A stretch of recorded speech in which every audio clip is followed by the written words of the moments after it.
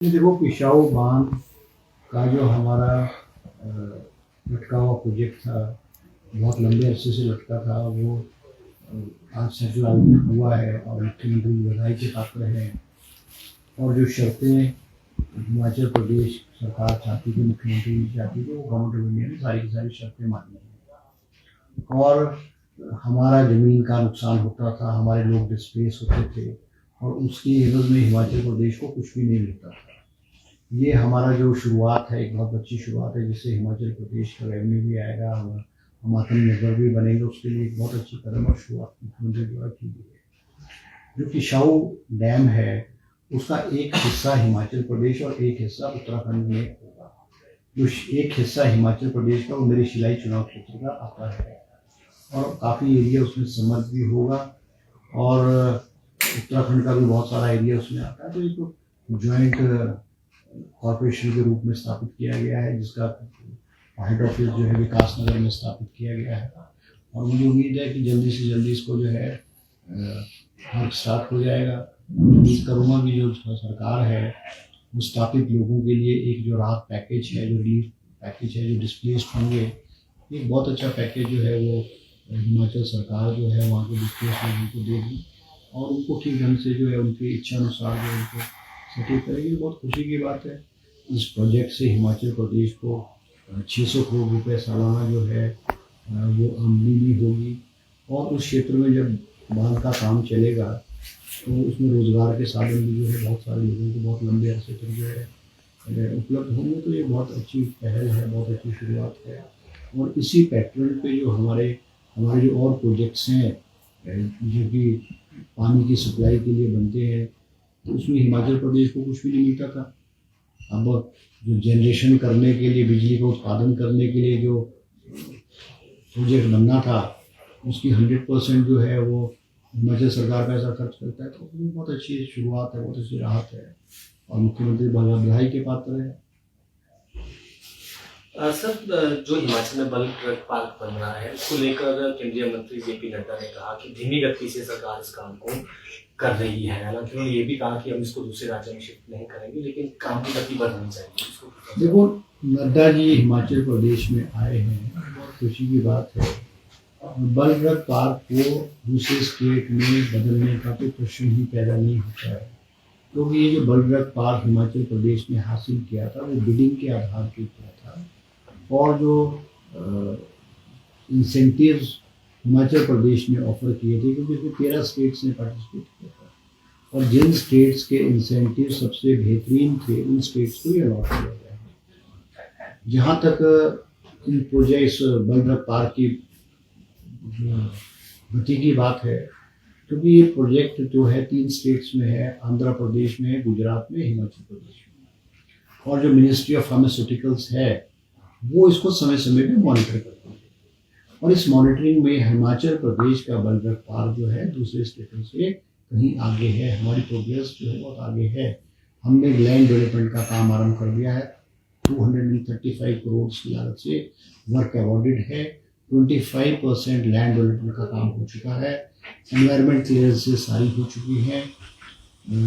90% जो बिजली पानी का काम जो है वो हो चुका है। ओवरहेड टैंक्स बन चुके हैं। हमारे जो बोरवेल्स हैं उनको खोद के ड्रिल कर दिया गया, पानी निकाल दिया गया है और विदिन 3 मंथ्स जो है बल्क ड्रग पार्क में पानी जो है उपलब्ध हो जाएगा। बिजली की उपलब्धता के लिए भी हमने इलेक्ट्रिसिटी बोर्ड को और ट्रांसमिशन कॉर्पोरेशन को लाइन बिछाने के लिए पैसा दे दिया है।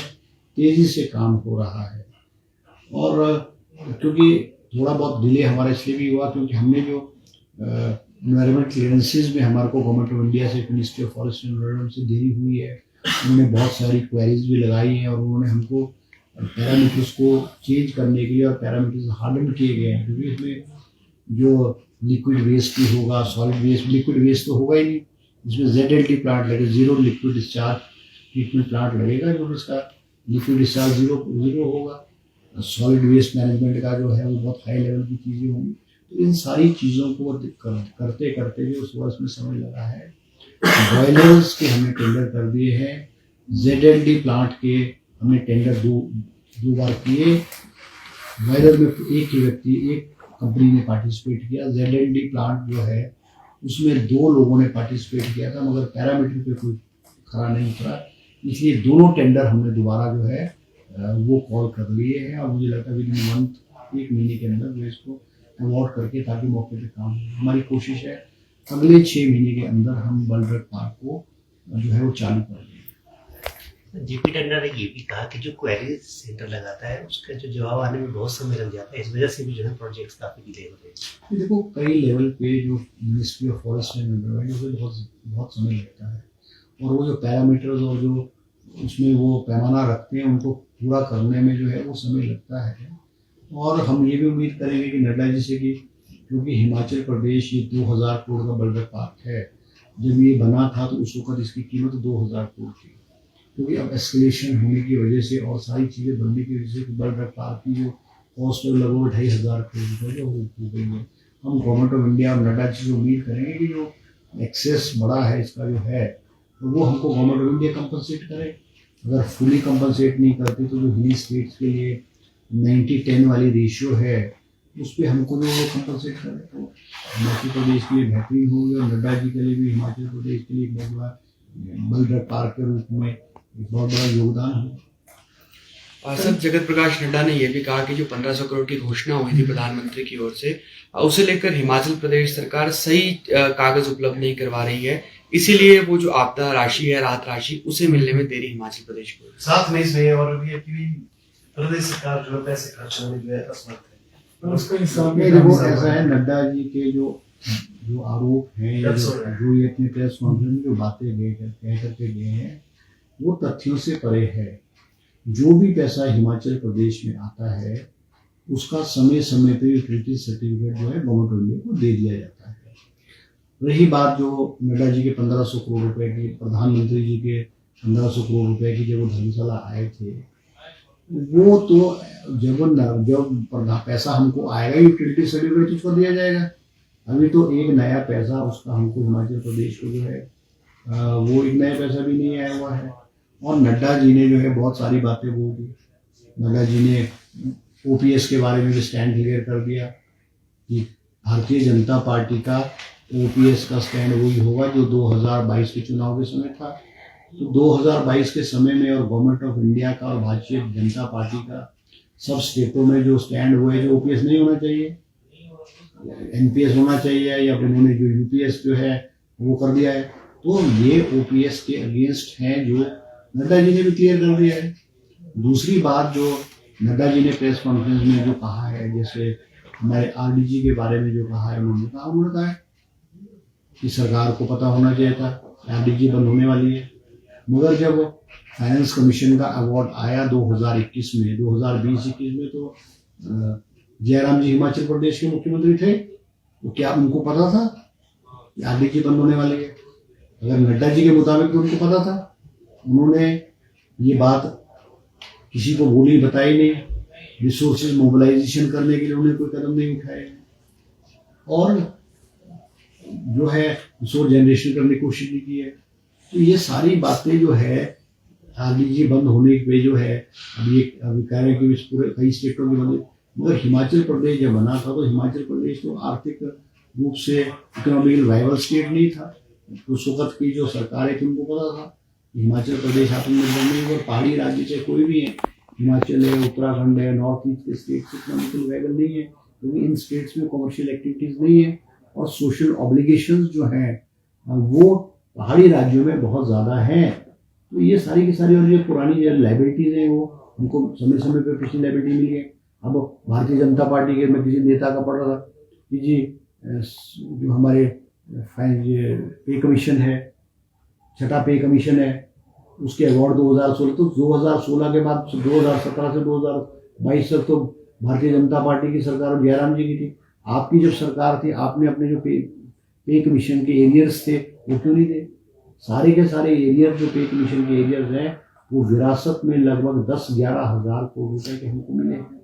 और अगर आप तुलना करें GST एरियर और RDG के रूप में, भारतीय जनता पार्टी को 2017 से 2022 के बीच में 60,000 करोड़ रुपए मिले, और हिमाचल हमारी कांग्रेस की सरकार को 23 से लेकर के जो है 25 तक जो है हमको केवल 17,500 करोड़ RDG के रूप में मिले। तो आप अंतर देख सकते हो, गवर्नमेंट ऑफ इंडिया से हमें पैसा कम होने के बावजूद भी हिमाचल प्रदेश की विकास की गति जो है वो धीमी पड़ने नहीं दी गई है। तो ये अंतर है और उम्मीद करेंगे कि government of India Himachal Pradesh को आर्थिक रूप में पैसा दे। मोदी जी ने जो 1500 रुपए की घोषणा की है, अब आपदा आने वाली है, बरसात का मौसम आने वाला है, मगर 1 साल होने के बाद भी मोदी जी का 1500 करोड़ रुपए नहीं आता। तो नड्डा जी ने एक बात और कही है, जो केंद्रीय मंत्री है, कि 3.5 साल में कांग्रेस सरकार ने कुछ नहीं किया और 2027 में भाजपा फिर से सत्ता में आएगी, इसको लेकर क्या कहेंगे? देखो, ऐसा है कि बीजेपी ने तो हमारी सरकार को गिरने की कोशिश समय समय पे की। 2022 में भी भारतीय जनता पार्टी ने पूरे हिमाचल प्रदेश में एक इम्प्रेशन क्रिएट किया था कि मिशन डिफीट हो गया। कांग्रेस की सरकार स्पष्ट बहुमत से आई। कांग्रेस की सरकार को डिस्टेबलाइज करने के लिए और दलाली करके, मतलब वोट राज्यसभा में हमारे विधायकों को खरीद फरोख्त करके जो दल बदल की राजनीति जो हिमाचल प्रदेश में कभी नहीं थी, हिमाचल के इतिहास में 2024 में पहली बार आई है। डिफेक्शन कराया, डिफेक्शन के बाद उपचुनाव हुआ, उपचुनाव के बाद हिमाचल प्रदेश की जनता ने भारतीय जनता पार्टी को मुंह तोड़ जवाब दिया और जो हमारी संख्या विधायकों की 40 से 34 हो गई, वो 40 दोबारा हो गई। एक बार फिर हिमाचल की जनता ने कांग्रेस पार्टी को जनादेश दिया है। और भारतीय जनता पार्टी में कह सकता हूँ कि भारतीय जनता पार्टी तो कई गुटों में बटी हुई पार्टी है। जयराम जी का अलग गुट है, 5-5, 6 गुट बने हैं, नड्डा जी का अलग गुट है, अनुराग का अलग गुट है, बिंदल जी का अलग गुट। तो भारतीय जनता पार्टी बिखरी हुई पार्टी है और निश्चित रूप में 2027 में कांग्रेस पार्टी हिमाचल प्रदेश में दोबारा रिपीट करेगी। और जो आर्थिक रूप से जो हिमाचल प्रदेश से भेदभाव किया जा रहा है, चाहे RDG के रूप में किया जा रहा है, फाइनेंशियल एड के रूप में किया जा रहा है, तो हिमाचल प्रदेश की जनता सब जानती है। OPS जो है, हमने वायदा किया था हिमाचल की कर्मचारियों से कि पहली कैबिनेट में हम जो है 1,35,000 कर्मचारियों को OPS हमने दे दिया, पहली कैबिनेट में दे दिया। अगर हमारी मंशा, हमारी नीयत ठीक नहीं होती